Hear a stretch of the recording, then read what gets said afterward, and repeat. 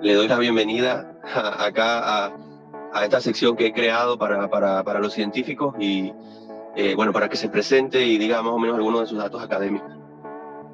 Muchísimas gracias, Sam. Para mí es un placer poder contribuir con este proyecto que estás llevando a cabo. Me parece excelente y de buena oportunidad para todos los que amamos la ciencia y también la conservación de especies. Bueno, mi nombre es Yuren Smith. Yo soy médico veterinario. Inicié mi trabajo con el perezoso pigmeo en el 2012 cuando apliqué para unos fondos de la Sociedad Zoológica de Londres de un programa que se llama Edge of Existence, que está prácticamente encaminado a proteger especies que son evolutivamente distintas y globalmente amenazadas. Eso quiere decir Edge, las palabras en inglés. Y bueno, el deseo de mezclar un poco lo que es mi trabajo como médico veterinario y también en la parte de conservación, porque me gusta ambas partes, y hacer como una medicina de conservación en un futuro. Eso es lo que me motivó a trabajar con esta especie tan importante. Me agradaría saber entonces qué características tienen esos perezosos pigmeos que los diferencian de estos perezosos del área continental.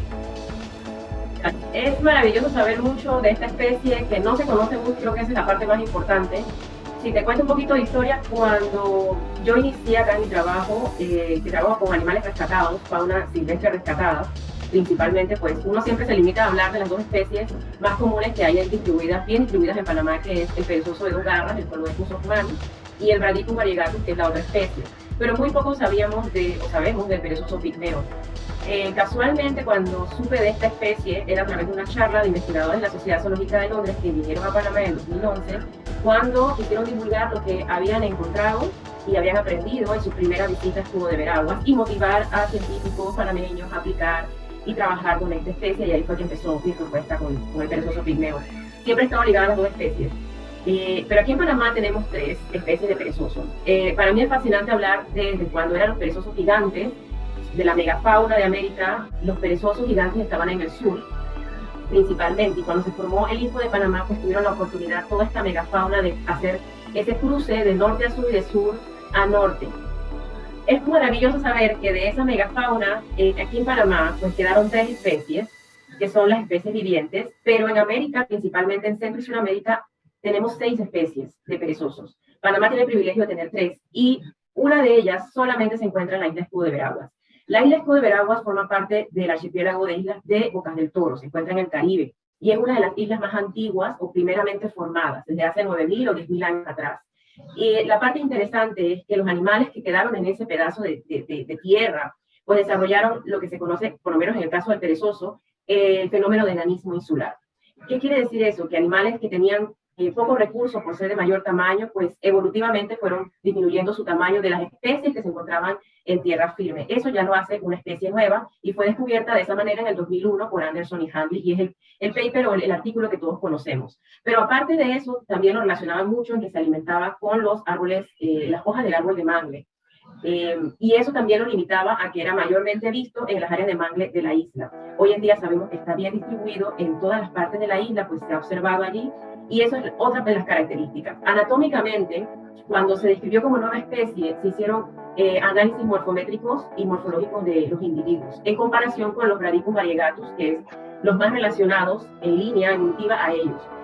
Cuando se hicieron esas comparaciones, el perezoso pigmeo tiene un peso menor que el Bradippus variegatus. El Bradippus pigmeo puede pesar unos 3 kilos, 3.5 kilos, y un Bradippus variegatus puede estar en 4, en 5 kilos adulto. El tamaño de él, desde la punta de su nariz al ano, estamos hablando de unos 54 centímetros, que también es un tamaño muchísimo menor al de tierra firme. Dentro de los hábitos, del comportamiento, el rango de hogar y inclusive la parte más importante, la población que hay en la isla, eso es lo que estamos en este proceso de análisis de datos que hemos llevado recolectando desde el 2014 a la fecha. ¿Habrá algún otro especie de perezoso en el mundo que habite en otras islas así? ¿O tenemos en Panamá la suerte solamente de tener esta especie allí en una isla? La parte más interesante, el perezoso pigmeo únicamente se encuentra en la isla Escudo de Veraguas. No hay una especie parecida en otras áreas del mundo. Los perezosos, de por sí, el grupo de cenarcos, donde se involucran los armadillos, los hormigueros y los perezosos, están en el área de América, no están en otra área o en otro continente, están únicamente acá. Y sí, a veces se comparan, inclusive en Bocas del Toro muchos dicen que encuentran perezosos más pequeños en las otras islas cerca a Escudo, que no están tan cerca, pero son las más del grupo de archipiélagos de allá. Estamos hablando de Isla Bastimentos, estamos hablando de Isla Colón, estamos hablando de ese grupito de islas. Allá en Radicus variegatus, pero no pigmeus. Porque la diferencia, cuando se hizo el estudio, se pudo diferenciar que él únicamente pertenece allí, que por eso se le dice especie endémica, únicamente en esa isla. ¿Cómo sustentarías que es importante conservar a un oso perezoso? Tiene mucho, y bueno, ahí te digo, no son osos ni tampoco son monos. Las personas tienden a hablar de los perezosos como osos y monos, no están relacionados. Se parecieran, obviamente, pero está más relacionado a los hormigueros y a los armadillos. Mira, al final, el simple y llano hecho de que sea una especie que está confinada a una isla tan pequeña, la isla de Veragua es una isla muy pequeña, es un centro de mucha información evolutiva que apenas estamos empezando, no solamente mi persona, otros investigadores, a conocer y a generar información muy base científica sobre lo que vive allí y cómo llegó allí y por qué están allí, por qué es importante, dar las bases suficientes como para decir, hay que entablar todo el esfuerzo en conservar lo que hay allí. Hay mucha historia y no solamente el perezoso pigmeo, quizás es el más emblemático o llamativo de la isla Escudo, pero si nos vamos más allá, hay otras especies de mamíferos que viven en la isla que igualmente son importantes, al igual que reptiles, aves, y sin mencionar que las plantas, porque también las plantas tienen una historia de evolución interesante. Lo hace vulnerable el hecho de que si algo sucede, alguna actividad antropogénica en la isla, desarrollada por el hombre me refiero, le va a causar algún directo a su hábitat, por ejemplo. No solamente el mangle, sabemos que se encuentra en partes de la isla, ya es vulnerable si cortan algunos árboles importantes para él moverse, para él refugiarse, para él alimentarse. Ya eso lo hace indiscutiblemente vulnerable, eso está en peligro crítico de extinción. Lo desaparecemos y al final no tenemos más perezoso pigmeo y la isla de por sí, todas las especies van a desaparecer. No podemos contar la historia a través de libros ni por fotografías, porque ¿qué vamos a dejar para el futuro? Igual hay un componente importante de esa isla que está muy ligado a la comunidad Nove del área, porque está dentro de su territorio, que también es importante conservar. ¿Se podría decir entonces que el perezoso pigmeo logró esta adaptación o se convirtió en una nueva especie gracias a que de repente esa isla no estaba separada del continente, sino que estaba en un momento unida al continente, pero como aumentó el nivel del mar, pues quedó aislado en esa isla, ¿no? Así es como se han hecho los estudios, o lo demuestran los estudios geológicos de la isla que se han llevado a cabo por otros investigadores, y evidentemente la formación del Istmo de Panamá jugó un papel muy importante para el aislamiento de Escudo y para lo que hoy conocemos como especies que son indiscutiblemente diferentes a otras y muy vulnerables al tráfico ilegal. No lo podemos dejar a un lado porque ya te hablé un poco del tema de la destrucción de su hábitat, por el hecho de que las personas en desconocimiento o quizás en conocimiento no ven a futuro que cortar alguno de los árboles, talar alguno de ellos para uso en la isla o para transportarlo por comercio, va a tener una repercusión con las especies que vivan allí. Pero también sucede el hecho de coleccionistas que ven en esas especies algo muy atractivo y lastimosamente se puede perder esa protección porque es una isla que está alejada, no es fácil acceder a ella en todo el año. Hay temporadas en el año que no se puede navegar hacia allá, pero eso lo hace limitante para que tengamos unas autoridades permanentes o que hacen un gran esfuerzo para estar allí, me refiero a las autoridades ambientales. Y obviamente el tráfico ilegal de especies es uno de los crímenes que también ocupa un importante puesto a nivel mundial y eso lo conocemos, ¿no? Sí, en esa isla actualmente hay estudiantes tesistas, hay oportunidades de realizar tesis por parte de algunos biólogos o investigadores. Yo creo que lo más importante es que se motiven los panameños a querer trabajar con nuestras especies. Hace un año, 2 años, a través de fondos de Senacid, se realizó un trabajo en conjunto con varios investigadores. Yo en la parte del perezoso estábamos trabajando en conjunto con la investigadora principal, la doctora Alicia Ibáñez, que es botánica, y lo que se hizo fue motivar también estudiantes panameños a que hicieran su trabajo de tesis, cada uno en componentes distintos. Con el perezoso pigmeo trabajó una estudiante de la comarca Nove, que estábamos evaluando y seguimos evaluando el tema de las plantas utilizadas por el perezoso pigmeo como refugio y alimentación. También está trabajando con las ranas, anfibios, reptiles del área. Este año muchos estudiantes del año pasado, de los que acompañaron a los investigadores, ya presentaron su tesis. Es muy bonito porque es un trabajo que se hizo con estudiantes panameños muy motivados a querer seguir, y se levantó esa línea base y todavía lo que falta por aprender es muchísimo, hay mucha información de escudo y por supuesto en Panamá tenemos fondos, los fondos de SENACID ayudaron en su momento para esa investigación y la cuestión es motivarlos a que sigan aplicando y que se haga ese enfoque, ¿no? Hay una parte importante también que hay que llevar una buena relación, incluir a las comunidades, porque no hacemos conservación si no hacemos educación. Y parte del proceso es integrarlos en el momento de la investigación. Desde que inicié mi estudio como el perezoso pigmeo, mi grupo de trabajo ha sido personas de las comunidades cercanas a la isla Escudo, de Caña, de Cusatín, todas estas comunidades que están en la península Valiente, que están cercanas allá, y eso les ayuda muchísimo porque entienden qué estás haciendo, comparten la información y se sienten parte del proceso. Eso les empodera, eso les da mucho conocimiento también, muy base, pero al final es importante porque los estudiantes quieren hacer algo así. Y allá en Cusatín, por ejemplo, que es una comunidad bastante desarrollada, donde hay una extensión de la Universidad de Panamá, con algunas carreras, pues ellos pueden también sentirse motivados a querer estudiar. ¿Podría pensarse de que en esas islas cercanas o en islas cercanas de repente hay otras especies de perezoso o ya esa área fue estudiada por estos científicos que lo descubrieron hace un par de años? ¿Podría imaginarse de que hay más especies endémicas? En el caso de perezoso sabemos que en las comunidades de Península Valiente es tierra firme y en otras islas de Bocas del Toro hay Brachypus variegatus. Pigmeo únicamente en escudo.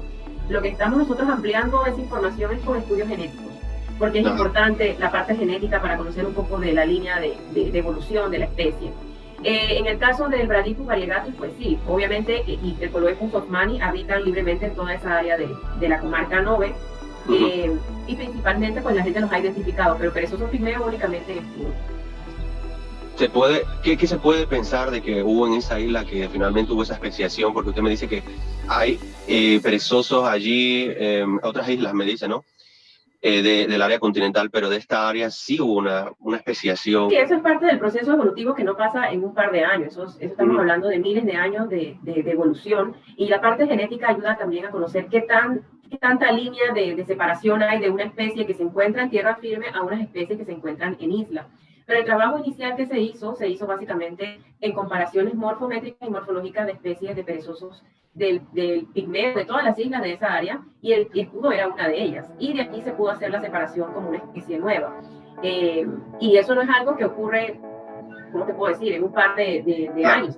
Es algo que se tiene que evaluar con mucha precisión. Al final escudo tampoco hay, y buscando un poco de literatura, algo que te va a decir en cierta forma cómo se dio todo ese proceso de especiación, y por eso tenemos estas especies o subespecies en la isla que son bastante diferentes a las que se encuentran en tierra firme. Por ejemplo, el colibrí de escudo es más grande que el de tierra firme, que es más pequeño. Entonces, esos estudios al final se basan mucho en la parte genética y, bueno, todo requiere fondos y todo requiere como el impulso para hacerlo. Y mucho de lo que se dio en aquel entonces fue porque subió el nivel del agua, y el mismo de Panamá hoy en día todavía es el reflejo de eso.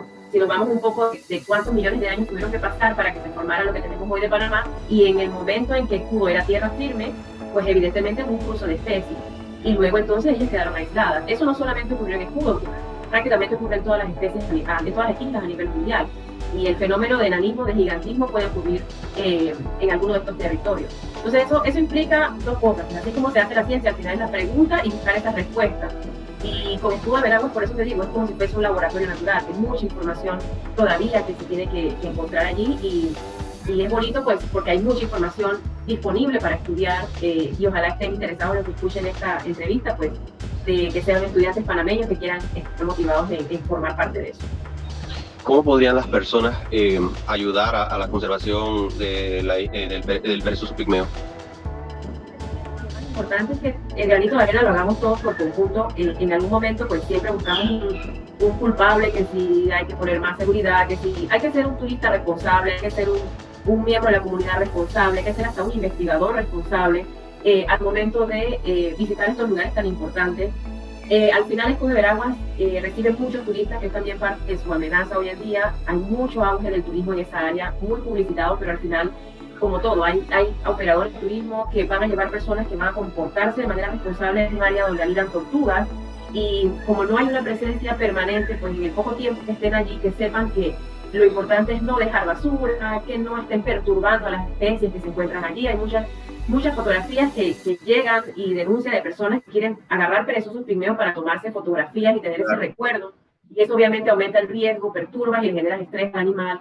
En el caso de las comunidades, pues las comunidades del área pues ya entienden que hay especies importantes, saben que ya conviven con turistas, ellos utilizan el área para pesca y buceo artesanal. Entonces eso ya ha sido parte de su historia y lo siguen haciendo, pero ahora encuentran turistas. Entonces lo importante es que ellos también puedan reflejar que conservan esa isla y que la mantienen intacta en todo su esplendor, porque ocupan su territorio, pero también hay un manejo sostenible de los recursos cuando van a hacer el buceo y la pesca, ¿no?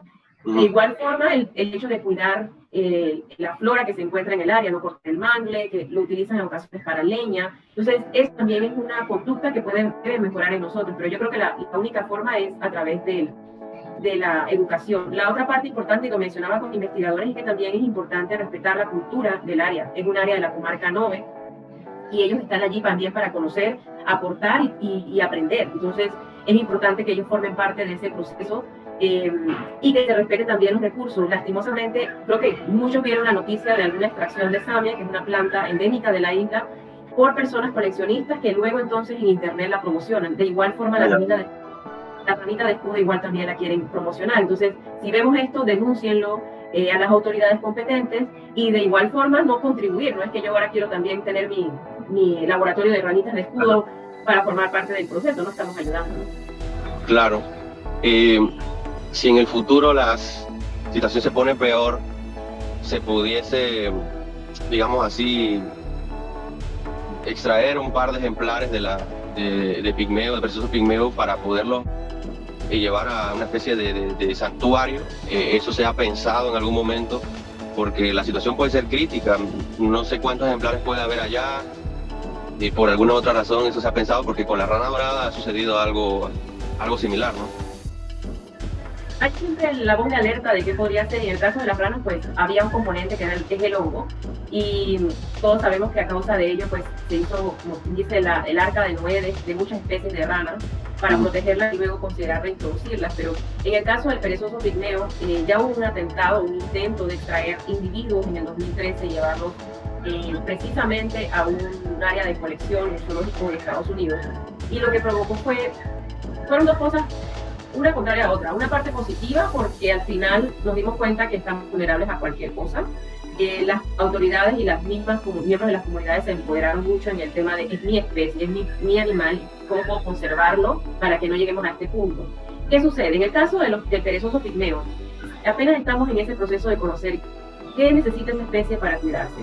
Si ya estamos hablando de que es un área pequeña, pues que los esfuerzos sean a proteger su hábitat a toda costa, obviamente.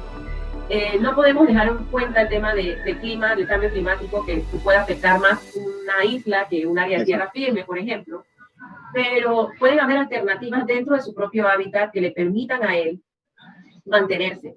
Si no, vamos a proteger la misma hábitat que sea cerca de su propio territorio. Mover especies, y sobre todo una especie tan crítica y tan complicada de manejo en cautiverio o bajo cuidado humano, en el caso de los Bradipus, no solamente el pigmeo, obviamente, ni podemos pensar qué tanto requeriría mantenerlo vivo en unas condiciones que no son las que él necesita al final, porque no le vamos a dar 100% lo que él necesita, pero sí podemos tener el ejemplo en el caso del Bradipus variegatus, que no son las especies que tú ves en un zoológico o en un centro exhibido. ¿Me explico? No son animales que en muchas ocasiones soportan ese tiempo de estar en áreas donde vas a controlarle lo que come, qué come, cómo se va a comportar. Le puedes controlar el estrés a un perezoso. En cambio, hay otras especies más adaptables, como es el Coloecus hoffmanni, el perezoso de 2 garras, que es el comúnmente visto en muchos zoológicos y centros, porque es el que tiene la capacidad de adaptarse mejor. Entonces, sí es algo que en algún momento se ha tocado, pero hay que ver qué se ha podido hacer en otros lugares para tratar de evitar llegar a ese punto, si no estamos en la capacidad de hacerlo. Porque sí te voy a ser muy sincera, y es muy difícil mantener un Coloecus hoffmanni, que es un perezoso de 2 garras. Imagínate extraer perezosos desde ya para tenerlos en un área, para tener una población. Estamos experimentando que se nos pueden morir en ese proceso, vamos a extraer más.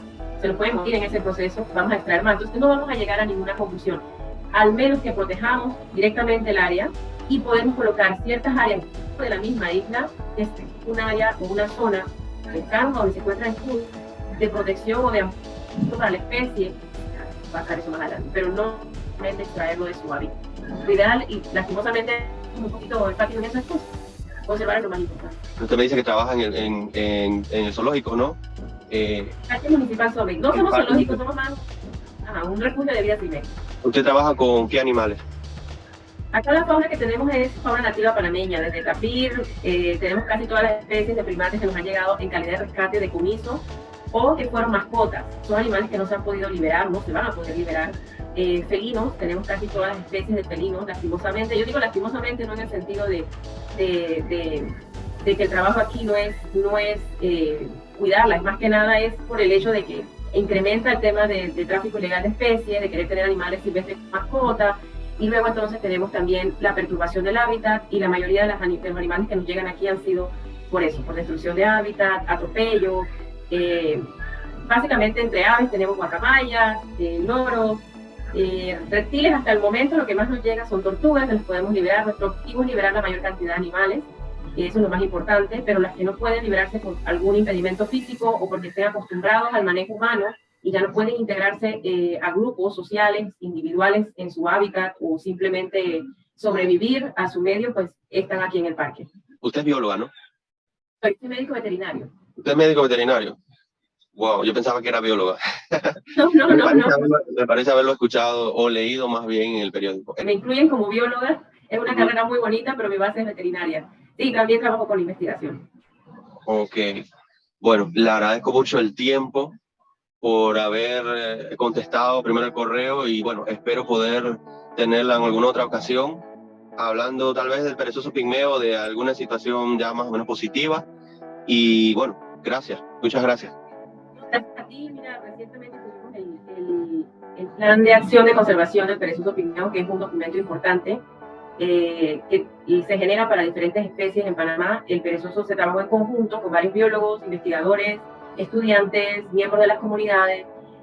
Próximamente estaríamos sacando, te digo estaríamos porque yo llevo a cabo el proyecto de perezoso para la conservación del perezoso pigmeo, pero definitivamente hay colaboradores, investigadores panameños que me están ayudando en el proceso, y también mis supervisores de la Sociedad Zoológica de Londres, a quienes siempre estoy agradecida, y estudiantes panameños, y queremos que este producto sea como un reflejo de que la información y lo que se necesita en Escudo de Veragua para proteger la isla se considere de manera urgente, pues, por medio de incluir las autoridades del Ministerio de Ambiente y también las autoridades de la marca NOVE, y por supuesto con el aval de ambas entidades. Muchísimas gracias, Sam, por la oportunidad. Puertas acá desde el proyecto para la conservación del perezoso pigmeo están abiertas para cualquier otra entrevista o comunicación, y esperemos poder ver. Muchas gracias. Hasta luego.